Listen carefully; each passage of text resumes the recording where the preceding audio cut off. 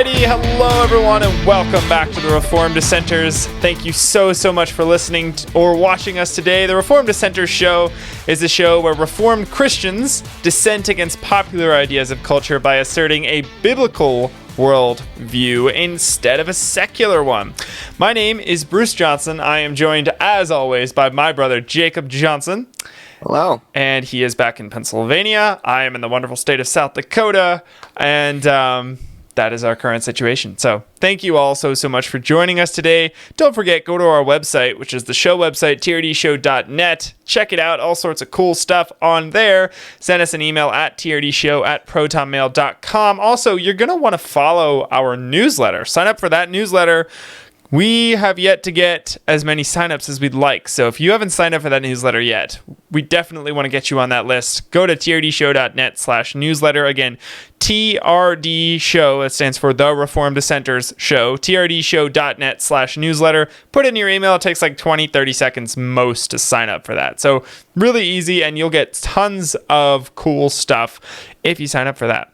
Also, we got a brand new t-shirt out, which is super exciting. Woo! We are very excited. It is our Go Therefore special edition, named after Jacob's favorite catchphrase. Go Therefore.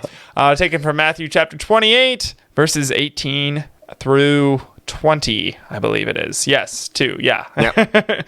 So, it's embarrassing that I don't have that memorized by now. So, check out that t-shirt, and you can, cross-check and see if I got that reference right, because it's on the t-shirt. So, there we go. Go to trdshow.net and go to our merch store. And you'll see links to that there. We've also got we'll put the t-shirt design up on screen right now. So check that out if you are interested in, you're curious about what that looks like. I think it looks pretty darn cool. We worked with I'll call it our design team in quotes. It was Jake, myself, and our mom who put together the design, came up with it. And I think it turned out really nicely. So very, very cool to have that. So grab your own t-shirt. It also helps greatly to support the show, and it's a great conversation starter as well. So we're hoping to be putting together some more t-shirt designs as we go, some additional stuff. Especially that the heading underneath of Go Therefore. Yeah. That'll definitely be a conversation starter if you wear it out around, especially people who maybe might be actively against what we stand for. Yes. And if you do get involved, you should listen to our literature section where we're talking about how to defend the faith. Yep.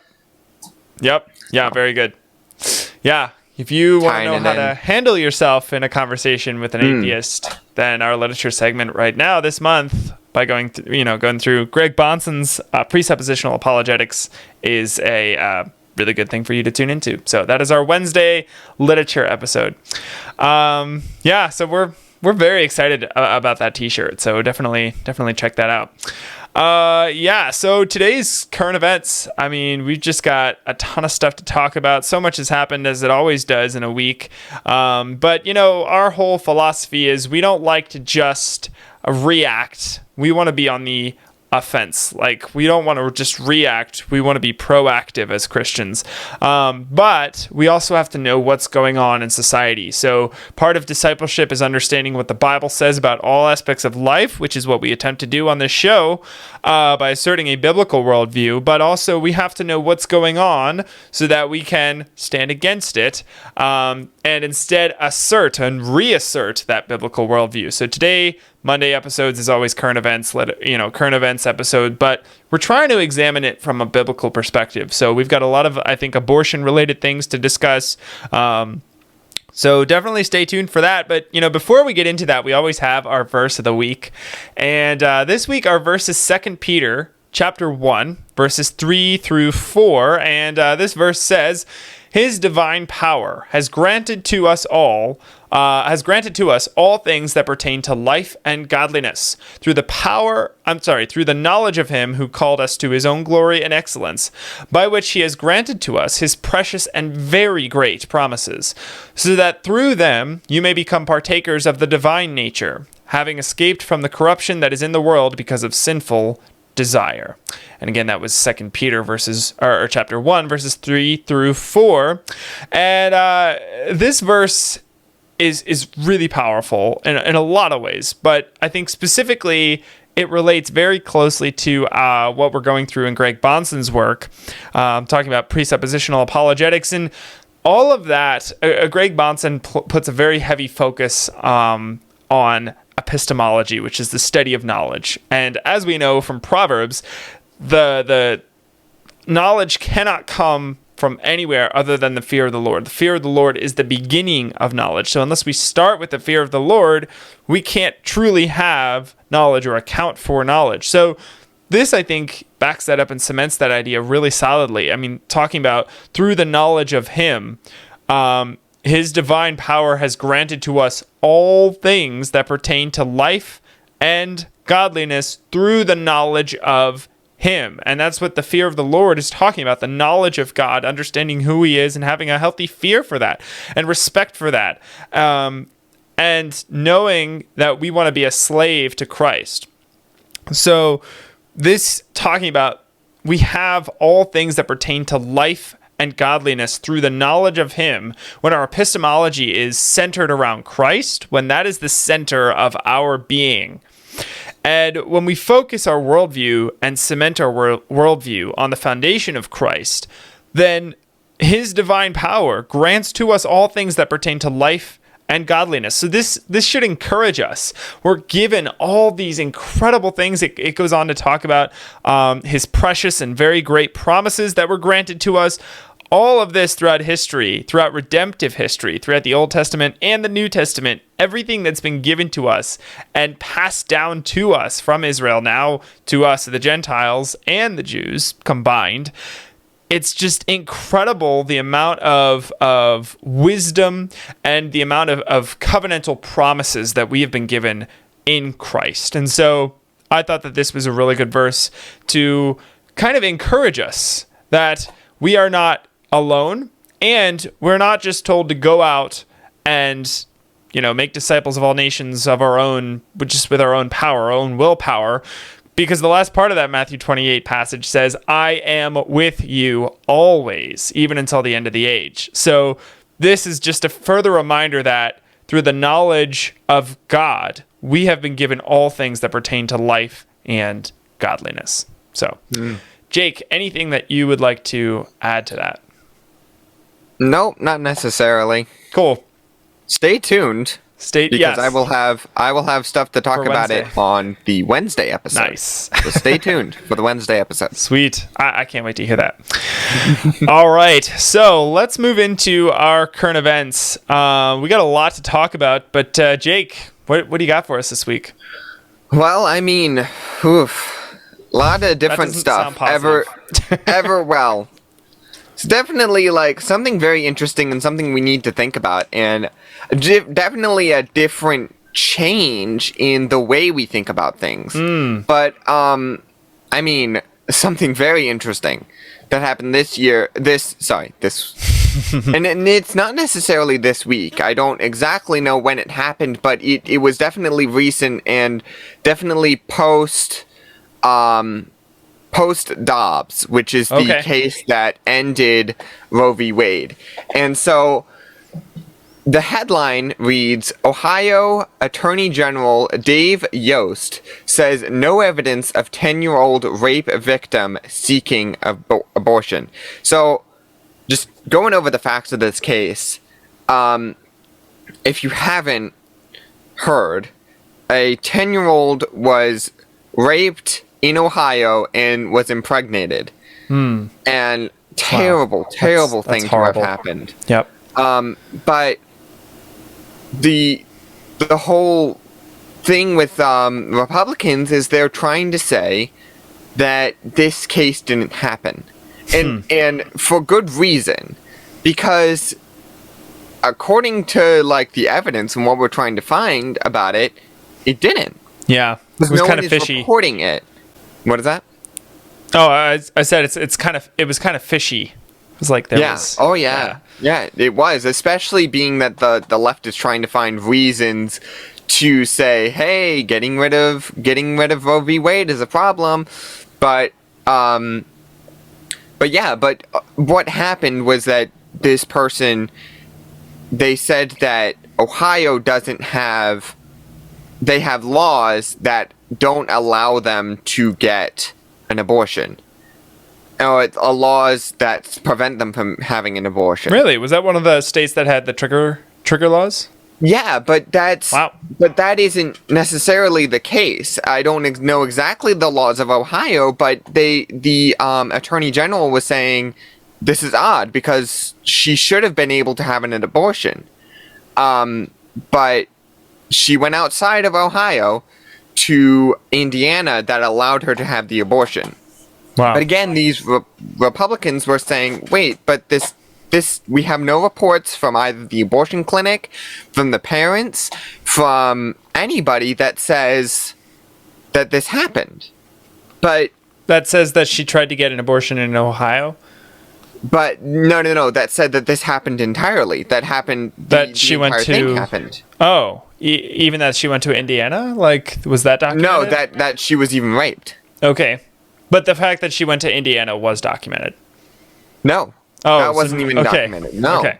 No, yeah. Then that's the crazy thing, because abortion clinics, if they do, clinics in general, if they have this kind of thing come before them, especially in the case of rape, they need to report it. But they didn't. They didn't report it. And so that's why it's weird and strange, right? But the reason we know it did happen, and I'm kind of giving a defense for why the Republicans would think this, even though it turned out that it was real and it did actually happen. But I'm giving a defense for it because there was no evidence to say that it did. Yeah, all the facts point towards this not being what they're making out to be. But the rapist himself came out and did confess to doing so. Wow. And so we do have substantial evidence there. But I think, and also another fact of the case is that the rapist himself was a 27-year-old illegal immigrant. And wow. Not necessarily going into the entire argument, and I don't want to go into the entire argument of open or closed borders or anything like that, but I do think that's a little bit fishy, especially with the leftist argument to open up the borders entirely, and we're allowing all these people through. What happens? What is the end result of that? Yeah. But I want to go into talking about the way Kristi Noem responded to this, even. Whoa. And this is very interesting, and it's very true what she said. Someone brought this up before Kristi Noem in saying, how would you respond to this? Because Kristi Noem banned and outlawed abortion. Yeah, or at least the legislatures in her state did. Yes. Yeah.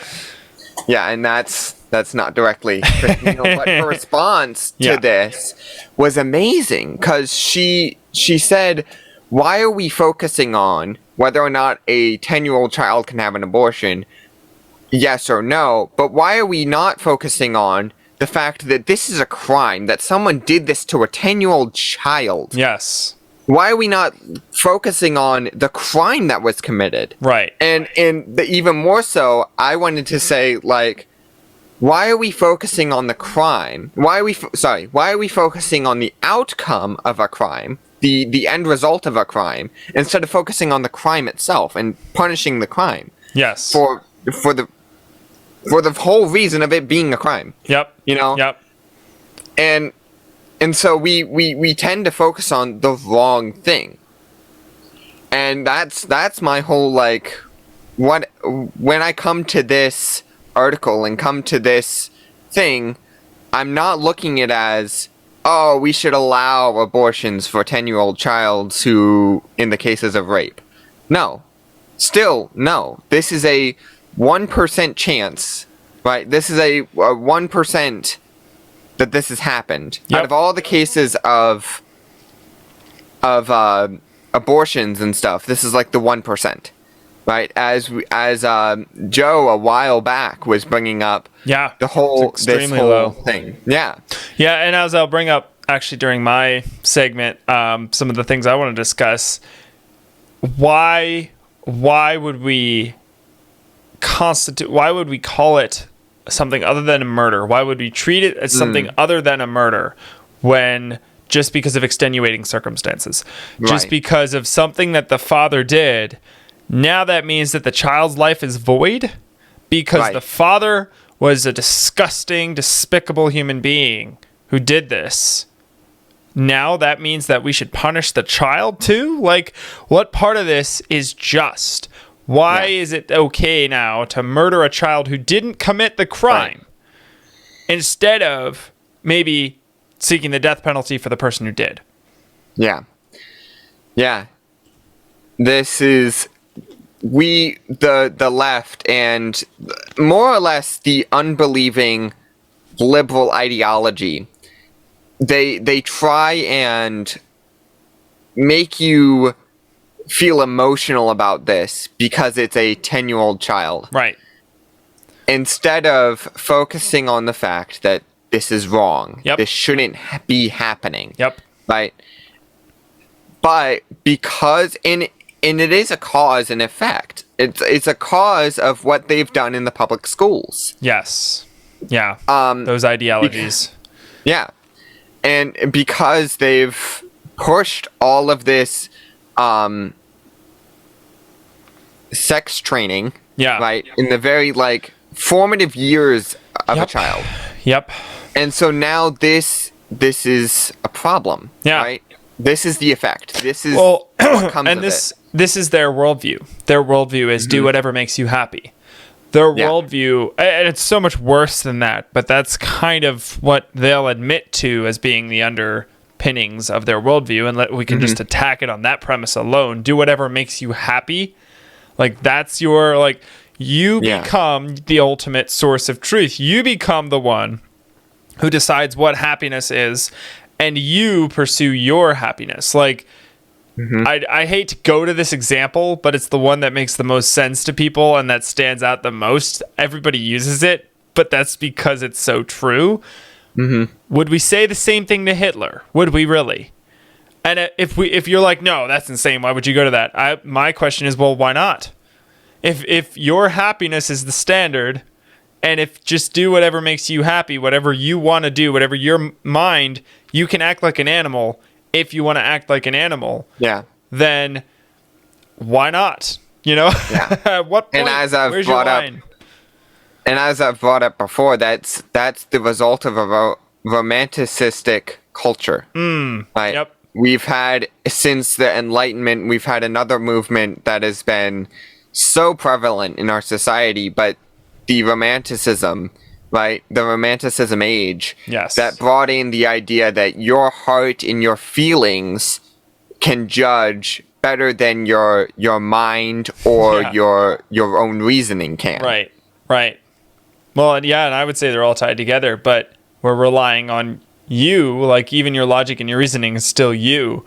But immediately when you drop the presupposition that God's word is the only source of truth, when you drop that presupposition, you start to lose your foundation. Everything starts to crumble, and then you have to borrow from the Christian worldview. I think about other culture or other countries, I almost said companies, but countries like China, like England, that have to borrow money from us. Maybe not so much China, we're borrowing from them, but England especially, to support their communistic system, practically communistic system, that are reliant on us. They'll never admit that publicly, but they are, because we used to be reliant on the word of God. We're losing that as well. So now England's going to have to find someone else to mooch off of, but it used to be us, because their system can't sustain itself. It's the same way with the secular worldview. Their worldview cannot sustain itself, and so they have to borrow from the Christian worldview in order to provide some semblance of sanity. So, but that is, it always breaks down. Look at what happened in Rome. Look at what happened in Sodom and Gomorrah. Look at every culture in the past that has adopted over-sexualization, all the LGBTQ garbage. We think this is new. It's not. I mean, Solomon said in Ecclesiastes, there's nothing new under the sun, right? These sins have happened all throughout history before, and they always destroy a country. It may take time, but even Rome fell, and America will too if it continues down this path. Yep. Cool. Yeah. Anything else to add to that? No. Let's hear what you have. Thanks. Yeah. This is some heavy stuff, and unfortunately, my bit of news isn't exactly optimistic.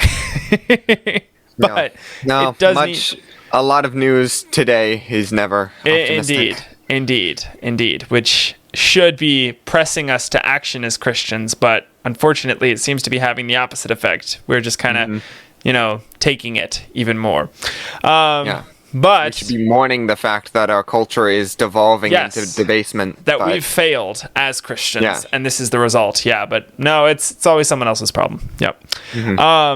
As we'll talk about in just a minute, there is a state that is standing up. Interestingly enough, it's not really the one I would have expected, but there is a state that's standing against this, which is kind of cool. But first of all, we have to know what they're standing against. So my headline is Biden administration says hospitals must provide abortions in emergencies despite state laws.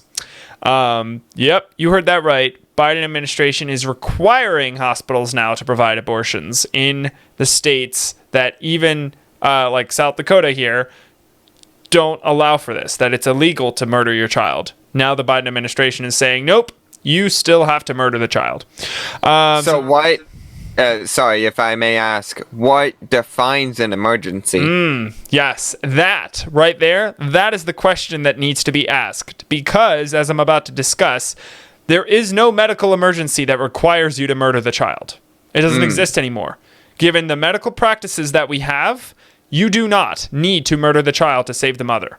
There is no situation where that actually occurs. They're making this up. They're straight out lying. And this is from... But the medical doctor can come up with whatever he wants to say. Yeah. This is an emergency. Right. But the fact of the matter is, and Fight Laugh Feast Network talked about this on the Cross Politics show this past week. They had a doctor on the show and discussed this, and it was a really good episode. I think it was the Tuesday episode. So now I'm recommending other shows, but it's a good show anyways. If you're not following Cross Politics, you should definitely check them out. But they discussed this, had a doctor on the show, and talked about how those practices don't actually exist anymore. And here's the really fascinating thing. Abortions cause internal scarring. Every time you get an abortion, you have internal scarring. And so what happens with those internal scars is that sometimes the egg, a fertilized egg, will get stuck in those grooves, in those scars, in the wrong spot. And so the baby will start to grow and develop in the wrong place. And what that causes is obviously major internal issues. Wow. And there's two fixes, two solutions. One, you murder the child. Two, you move the child. You move it down, you move it to a different place. That doesn't often succeed. Usually that fails. But you've done what you can to save the child. And that's, ultimately, this comes down to a moral and ethical dilemma. You can murder the child, or you can take the alternative. And there is an alternative. It's moving the child. So therefore, it is their own problem that they've created. Right?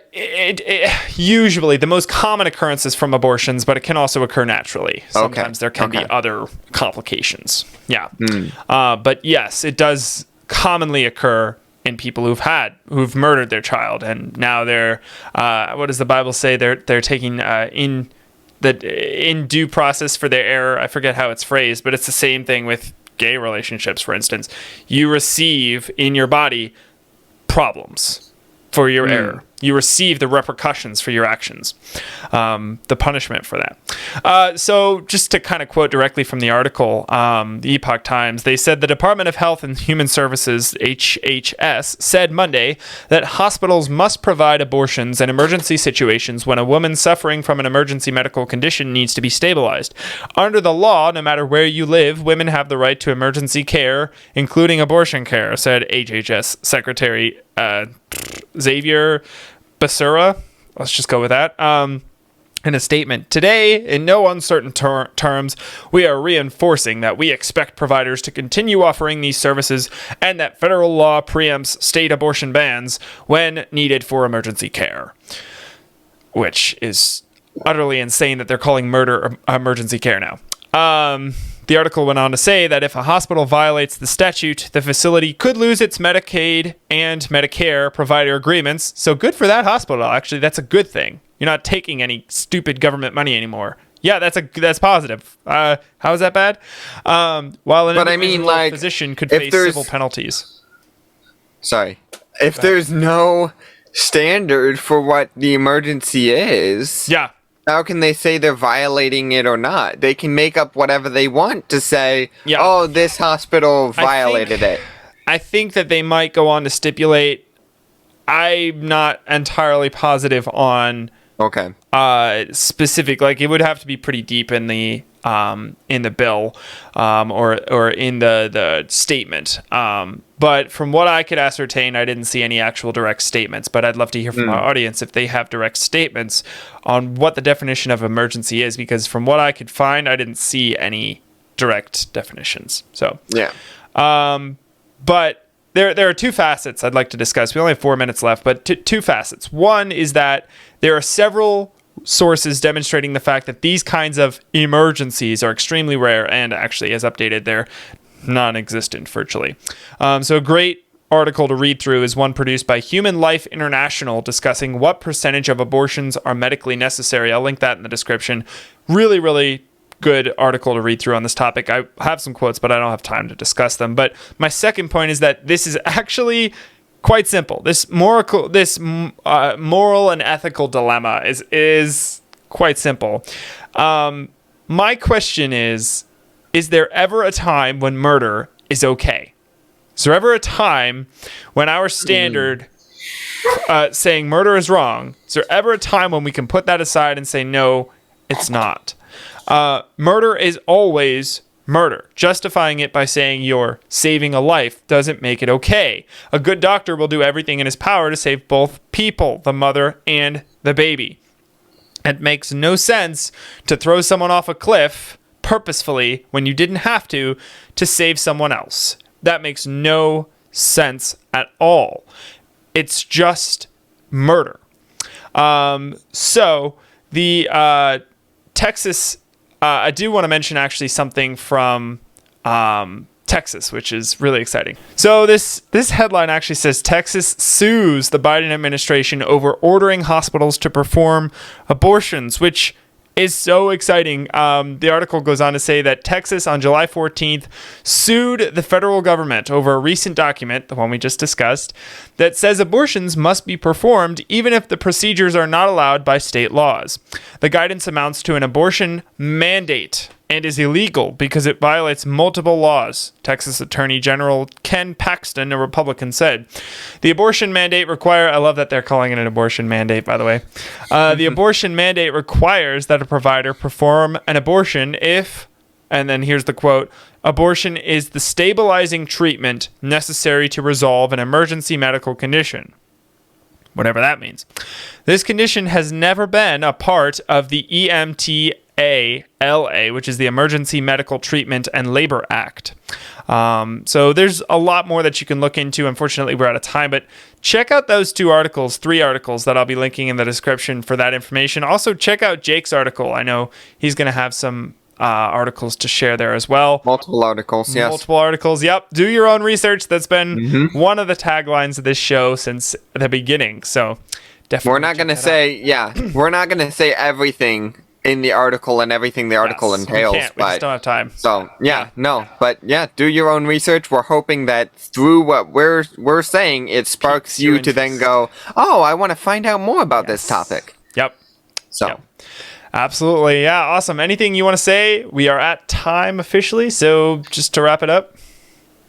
Nope. Yeah. Awesome. I love the point that when is murder okay?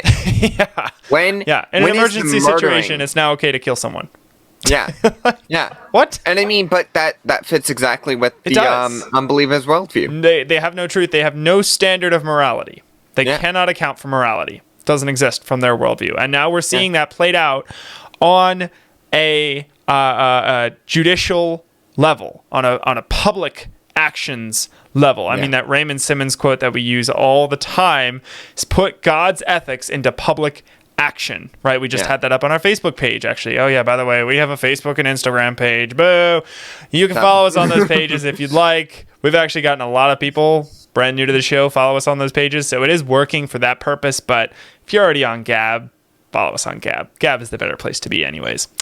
The left and the Biden administration is more in fitting with their worldview than more even consistent. most atheists. Yep, exactly. And Biden claims to be a Catholic. Yeah. Oh my goodness. Yeah.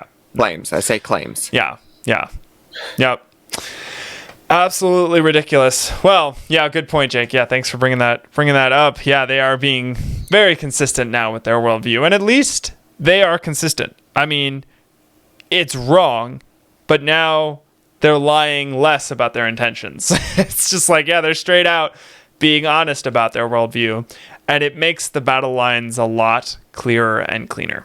So, and it should spark Christians to be more consistent with their worldview. And hopefully all of this combined finally stops Christians from sending their children to the government schools. I cannot believe that there are still Christians today that are doing this and the churches aren't stepping up to help them. I just hope this is the final straw that breaks the camel's back, that shows Christians that, hey, you've abdicated your role long enough. This is your responsibility as Christian parents with children in the covenant to train them up in the nurture and admonition of the Lord yourself, not to give them to another government, whether that's church or individual or what have you, or a civil government. It's to train them yourself. Do it. Step up to the plate. Take responsibility. And if you don't have the money to do it, go to the church for help. That's what it's there for. It's one of the big reasons the church is there. Anyways, we can go on a rant for hours about government schools. Awesome. Well, thank you all so much for watching or listening to us today. We really appreciate it. Don't forget, go to trdshow.net. That's our show website. Send us an email at trdshow@protonmail.com. Buy a t-shirt. Go there for and make disciples of all nations. Go and grab a t-shirt from us that says that. Great conversation starter. And it's actually fairly cheap, really good quality t-shirt. So, and it's from us. You'd really be supporting us and helping the show to grow. So thank you so much for everyone that's done that already. Follow us on Gab, Getter. Follow us on Facebook now. Follow us on Instagram. We are all over the place. And thank you all so much for doing that already. And we'll see you on Wednesday to discuss presuppositional apologetics. And until then, remember everyone, in all that you do, do it as unto the Lord.